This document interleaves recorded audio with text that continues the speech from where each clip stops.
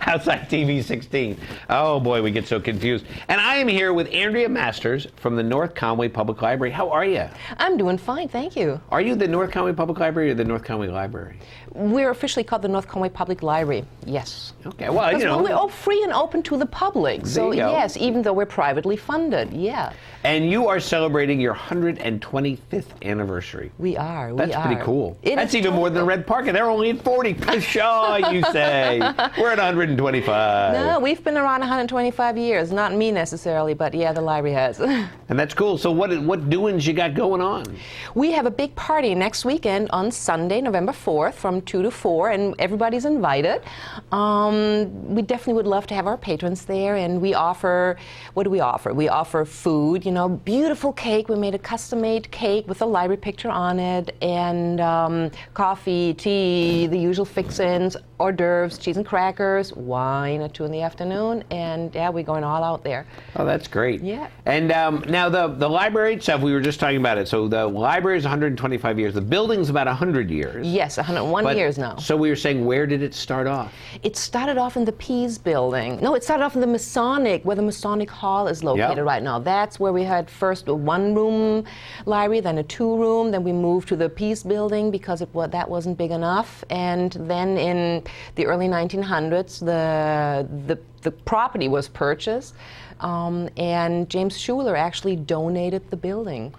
The building has a very interesting history, it's too. It's a fabulous building. Oh, it's beautiful. It's made out of local granite from Whitaker Woods. There was a quarry as well. And a summer resident, Zanziger, what's his first name? Clemens Claudius, C.C. Zanziger, very famous architect who actually also built the Philadelphia Museum of Art and other wonderful buildings. Yes, he designed this building, which was then built in 1911, yeah. Now, in that original building, did it have the glass floors? Was that part of the original design? No, it was not, because the original building was just this one room, what is now called... Oh, so that's kind of the back part, okay. Right, and then like after 5 years, they already discovered this building's not big enough, we need to add. So 5 years later, they put the whole back addition on, and that's where the glass floor, glass ceiling is, yeah.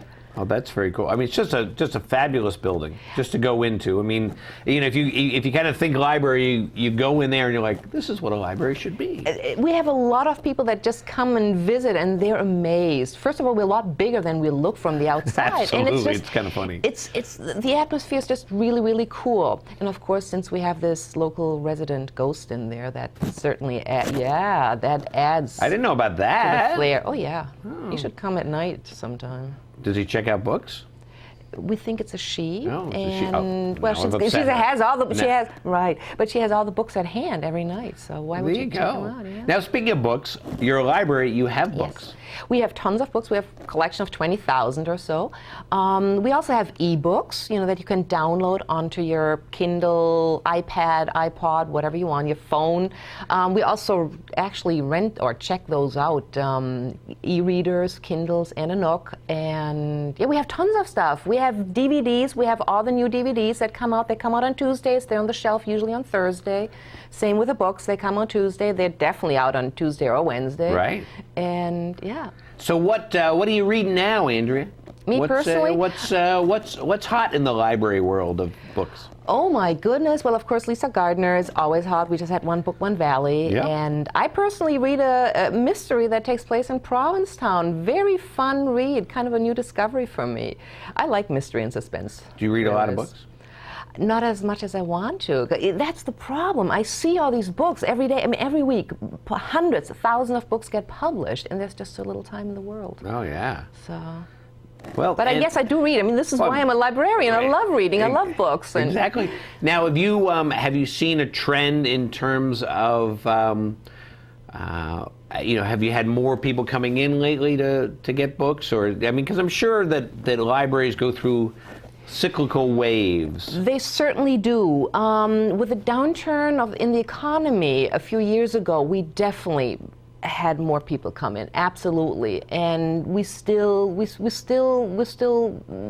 dealing with that. At the same time, we as a library are evolving and growing. So I think our library is, since we're not the official town library, we always have been an undiscovered gem in the village, and now more and more people discover us, and so far business has increased tremendously. I say business, but Right. you know, people coming in and checking out books because we do more publicity, we do more networking, so people really discover us and see, like, wow, you got all the good stuff too. And Oh, yeah. it's available because we don't have the huge readership that other libraries like the Conway Library Oh, but now has. we're going to spoil it because now everybody's going to go, and then Well, that's fine. They It's- just have to wait a couple weeks longer, It's maybe. that whole.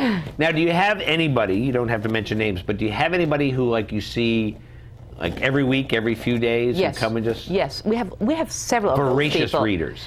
They're I voracious think that's the only readers. time you ever use the word voracious with reader. Voracious I think you're readers. right. I think you're right. Yes. And you have some voracious readers. We absolutely do.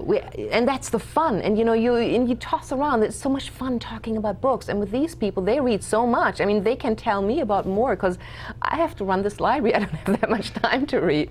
Now, what about kids? I mean, obviously, you know, kids learn to read in school and everything else, but you have an incredible kids section. And it's just a neat little room too, anyway. But Thank a you. great variety of books, and I'm sure you get a lot of kids coming in. We have a lot of little kids come in with their parents. Then we have a little gap, you know, because we have a fantastic school library right around the corner. So during school vacation time, we have more younger kids come in, and the teenagers as well. They come mostly during vacation times. Yeah. And then, yes, there are voracious readers too. And we have an awesome collection for the little ones. We have a very good one for the new chapter books, and then we have I think, fantastic teen collection. Well, that's great. A young adult, isn't it? A young adult, exactly, young adult. Which is nowadays, a lot of young adult books are crossover. Like adults read young adult books. Yeah, Look I at all the whole agree. Stephanie Meyer's vampire books and Well, I such. didn't read those, but the Twilight, I was going to say, the That's what I Hunger meant, yeah. Games and everything else. Yes. And I said this to somebody else recently, the thing I like about young adult books is that a lot of times if it was the same book, written in an adult format, it would have been twice as long. That's true. And that you kind of, it's more content based. Yes, I think and that's very interesting. It delves on page number 1. You're hooked. You're in it because Yeah. that's what you got to do. And now, you mentioned mysteries that you like. Yes. Are there certain genres that have made a resurgence? Is there a certain genre that is very popular right now? Fantasy books, I think. Yes, and of course the vampire books, although that's ebbing down a little, but... You don't want to say dying out for vampires. no, that's not going to happen. Well, that's great. So, Andrea, North Conway Library, Yes. and you have a website, We do have a website, northconwaylibrary.com, very easy. but go in. You have a bigger parking lot now. We have a huge parking lot. We did that a few years ago. We upped our roof with old shingles. Again, we have a very historic building, so just come in and see our collection. The collection is not old and outdated. No, it's very not. up to date. We have at least 70% of the New York Times bestsellers every week. That's my priority, to pick good books, good DVDs, audiobooks, and such. That's Let me great. tell one more thing about You may. our party next weekend. Again, November 4th, 2 to 4. And because this is our next big project that we're undergoing, we're having a big beautification project, a big landscaping thing. Nice. Going on, yes, because the building's so beautiful, but sometimes you have a hard time seeing it because it's tending to get overgrown right now. So we're doing a lot of trimming of the trees, of the bushes, planting new things. The local Mountain Garden Club is helping us tremendously. They designed new plans as a real landscaping thing. Yeah. They gave us a very generous grant so we can afford doing this, which is wonderful too. And we want to build a patio area where people can sit and use Wi-Fi, because of course we have Wi-Fi that you can use outside the building, and make it really nice and pretty and colorful, because we are one of the very few areas in the village, in North Conway Village, that actually has a lawn and has some yard space. true. So we want to make it even nicer and prettier. That's great. Well, Andrea, thanks so much for coming down. Thank and you so congratulations on your 125th anniversary. Thank you very You're much. looking great for 125, Thanks. Andrea. That makes me feel good. And we'll be back in a minute here on White Mountains Today.